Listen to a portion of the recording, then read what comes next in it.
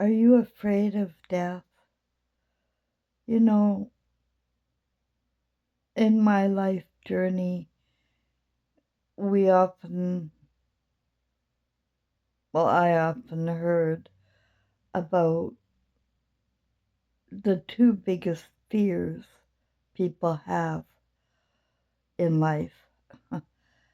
And one is the fear of death, the other is the fear of public speaking, which is why I took the Dale Carnegie Public Speaking and Human Relations course. I didn't complete school because it didn't suit me. I got my education by living and exploring what I wanted to learn for various reasons. I wanted to learn criminology, psychology, business. I wanted to, you know,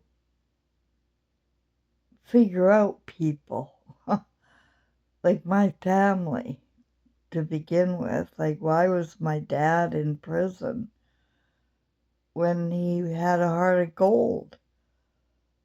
I had questions that school wasn't answering. So I dropped out. And I see patterns and common denominators in our history. And as you know, I am spiritually touched and have been given information from the other side. And yeah, I couldn't make this shit up. I'm really not that brilliant. I have help, lots of it. And by the way, all of us have help. All of us have spiritual guidance. But if we don't know what we're looking for or that it's there, you're just not ever going to find it. So that's what I'm here for. And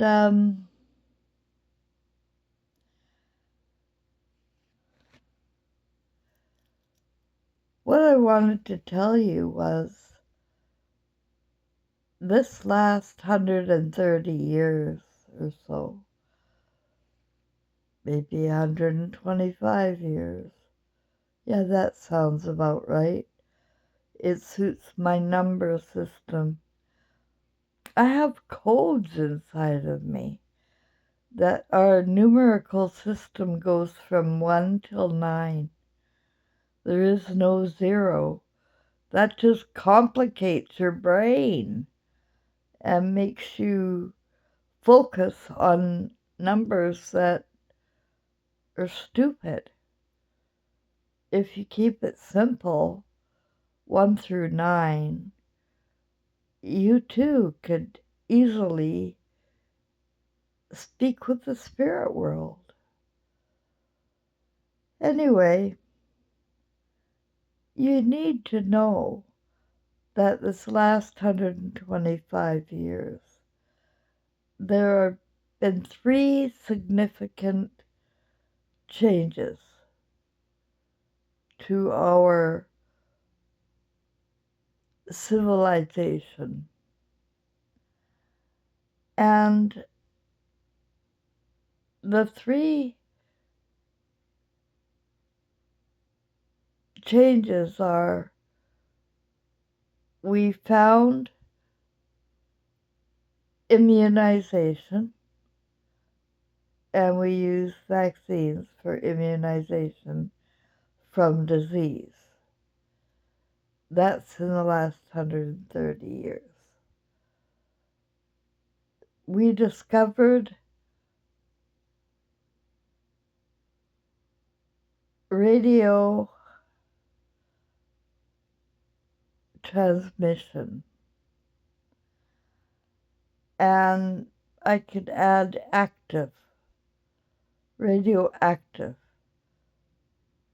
transmission, which has helped us be able to communicate with lots of people all at once. You know, the telephone and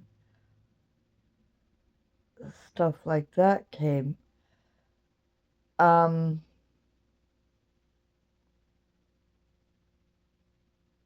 and the third is Hollywood. You know, um, it's where we watch other people's lives through a screen, and we can believe it's real because we're seeing it with our own eyes, right? So we don't know the difference between fantasy and reality. That's fact. They have merged fantasy with reality. And if you are in a state of hypnosis, because I also became a clinical hypnotherapist in my journey, I had all sorts of amazing career positions that other people didn't get because they were in a box. You know, they had to go to school for more than 12 years of their life.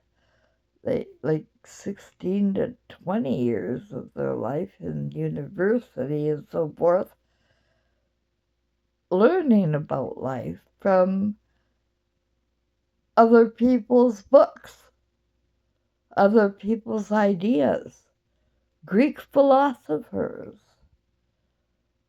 And our brain, or the brain that gets to university, I couldn't do it, is filled with information that you remember for a short time, but you can't possibly remember what you don't experience. So a lot of the education is kind of lost on people.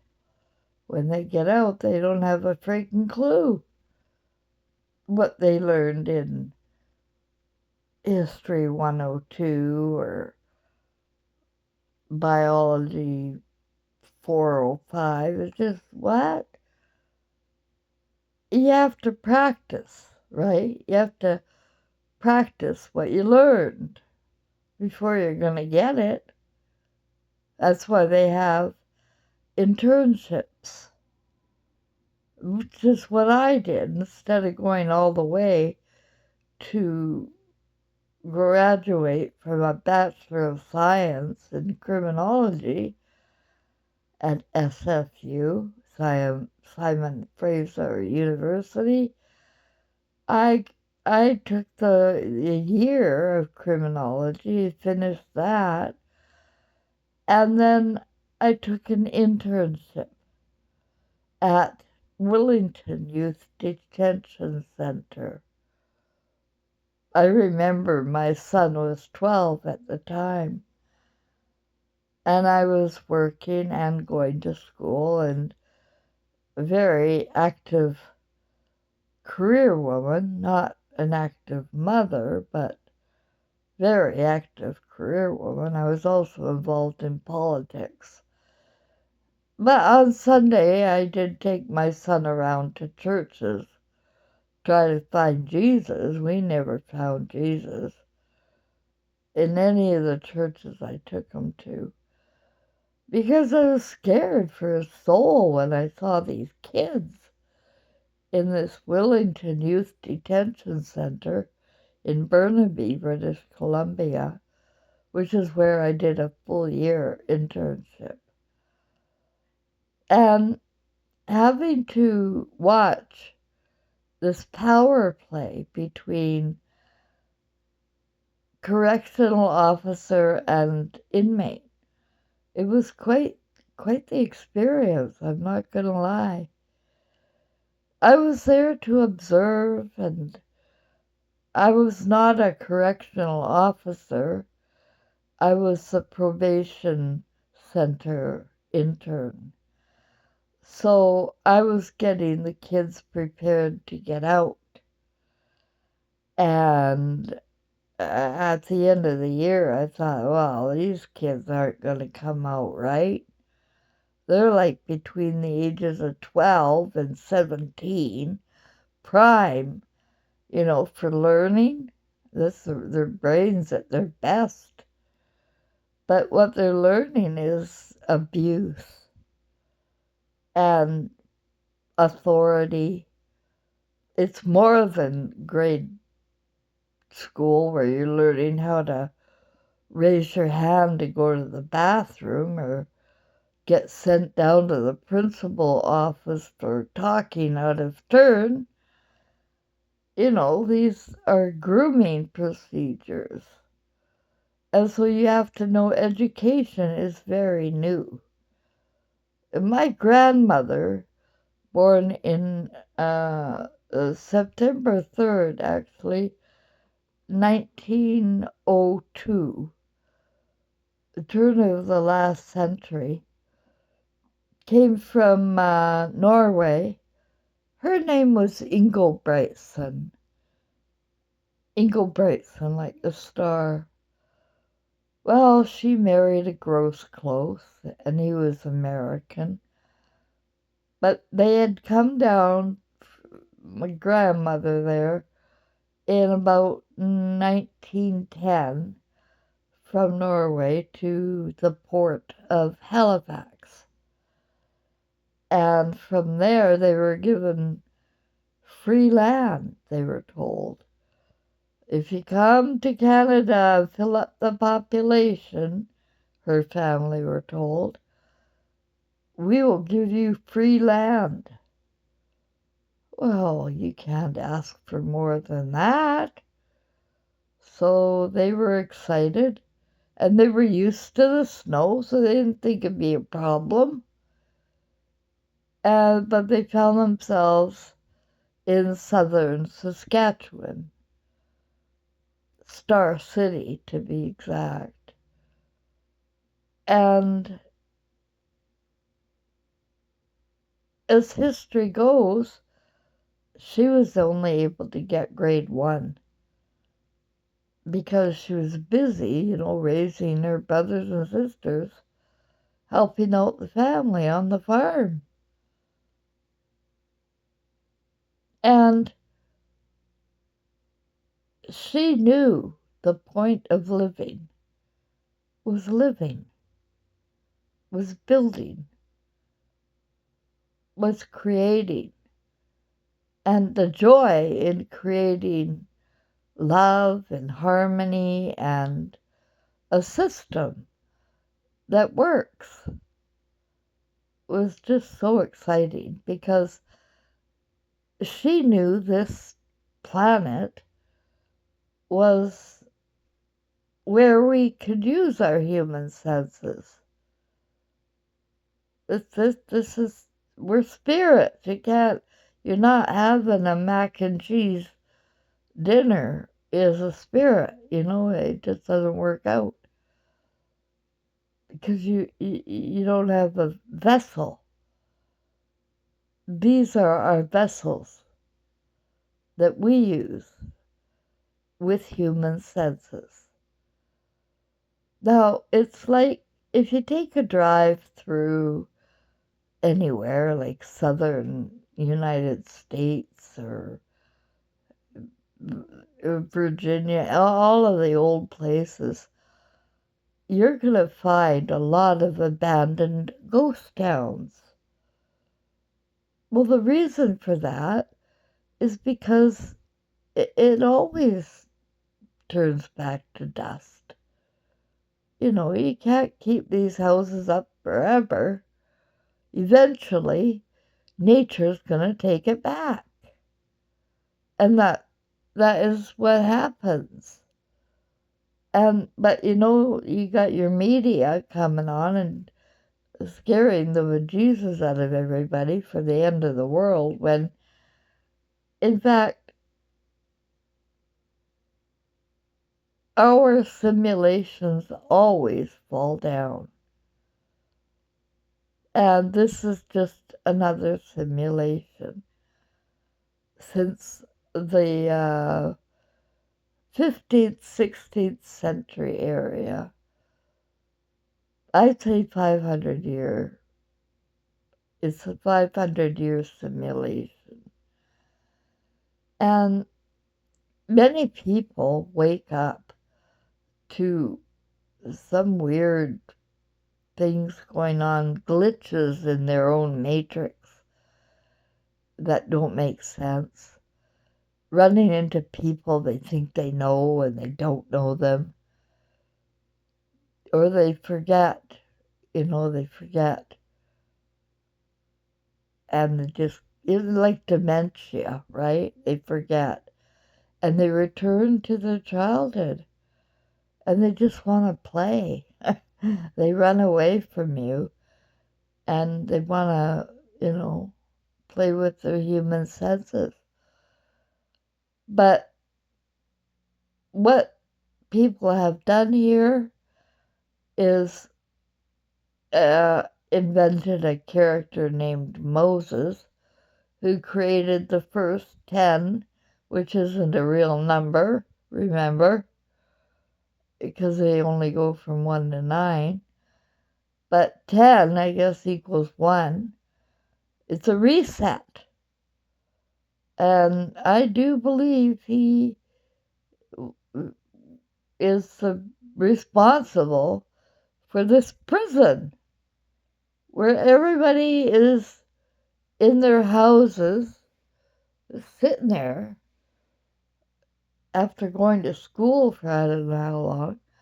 Now they're in their houses watching these jukeboxes or whatever they're doing in there, but they're not getting along with their family, and they're fighting it out with each other, and they're living in La La Land, artificial intelligence, which will fall down like the houses will. After a few generations, the kids don't want to live in the house anymore. They want to move away and do a new life with their family. But we want them to stay and keep our houses up. But no, they fall. Just like the body will fall. And what happens when the body falls is nature takes over. Takes over. And I've read a lot of books that have been twisted. There's some partial truths, but it's all designed to take you away from our reality. And if you can get this much, our reality is that every infant born is a Christ flame. Like, it is part of our sun, and love, and warmth, and comfort, and a lot of laughter. And we come from this place to enjoy our human senses on Greenland, which is Earth. And sadly, what we've done here now is put our conscience aside and have lived in a fantasy not created by Christ, the Son. It's created by, I don't know what, I don't know, the Word, which is artificial in itself. Because as you know, languages change. And like even from the beginning of this 500-year cycle, you can't understand Shakespearean language from that 15th century.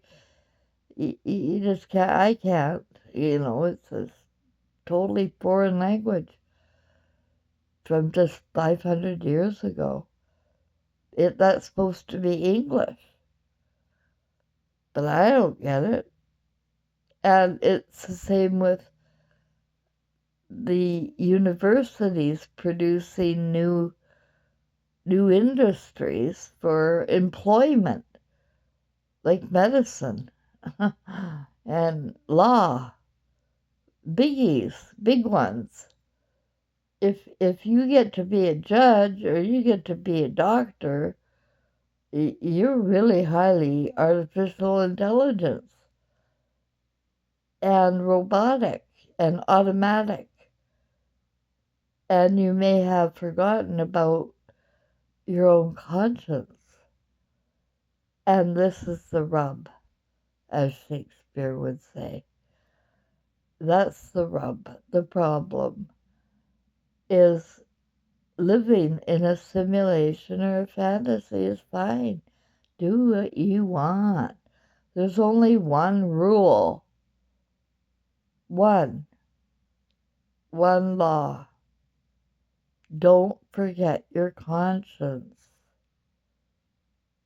Don't forget how you feel about doing things or watching graven images or indulging in things that really bother your conscience, but you're not worried, because Jesus saves or something. Or you just think you can change the channel tomorrow and live out a different dream. No, you got one rule, guys, and the rule is don't forget your conscience. Now, we have a lot of spiritual guides and angels around us. And what Jesus recommended was meditation and self-hypnosis. And I channel Jesus, and it's a miracle what I get. I don't pray for money. I figure out I need something, I ask for it, and I get it. That's how simple it is. It just comes to me, whatever I need. And so I call going into meditation going downtown. You know the song, Downtown? It's an oldies. I love the 50s and 60s music. I came from a musical family. I came from the Jesus Christ family. Elvis Presley, King James. It's a star cluster family. And I've been able to telepathically communicate with all of them. And then there's Major Thomas Jameson Quirk, which I've talked about. He's a big guy in my world, too. And I just tell you this so that you know you're not alone. You have spiritual guidance and angelic guidance. Some are concrete angels, and you may not recognize them. In fact, you may even think they hurt you. But maybe they were there to teach you a lesson or to nudge you in some way with your conscience or trigger you outright. I know you don't like to be triggered. You don't like to be offended. You don't like to be triggered. Well, that's all you get when the truth comes. You get offended, a little bit afraid, like, oh my God, I really didn't treat my people well, and that's what we have to deal with now. It's the time that I told you between now and May 27th to tap into your higher self any way you feel most comfortable in quiet and, get to know your body, how you feel, what hurts, what needs to relax, and then using your mind, relax. Relax every part of your body. Just tense it all up and then relax and feel the contrast and just keep breathing normal until you feel that you've let the tension leave your body. This is what disease really comes from, is tension and stress. And so we want to remove as much of that as possible so that you don't feel as dense and heavy as you do. And oh, believe me, you do feel dense and heavy. People are really angry little beings right now. And they find targets to take it out on. Well, remember the one rule, all right? Don't forget your conscience, because this is your movie and your simulation alone. That's right. You are recording your own story. And how you treat people and how you feel are not hidden from those little lights in your pupil. And when they return to the ocean and the body, is taken over by Earth, you are again a spirit, a very wise, intelligent spirit, full of love. You're Christ. You come from the sun, and you're filled with love when you cross over. But when you see the devastation that has taken over our world, those three things that I've started to tell you about, in the last 130 years it's been on steroids, is, the introduction of saving our lives through immunization, which is a fear-based ideal, and education, that if you don't go to school, you're going to be stupid. And that, again, is a fear-based. You got to follow all the laws and rules, so you do. And then Hollywood, putting out graven images and people believing. The Magic of Believing. I read a book called The Magic of Believing, little thin thing back in the 1980s. And that's the truth. It's the magic of believing. You will get it. But if you're believing in a horror show and what all the fear mongers want you to believe, that life is a sentence and you better behave and there's somebody watching you and blah, blah, blah. Well, you're not living. You're not having fun.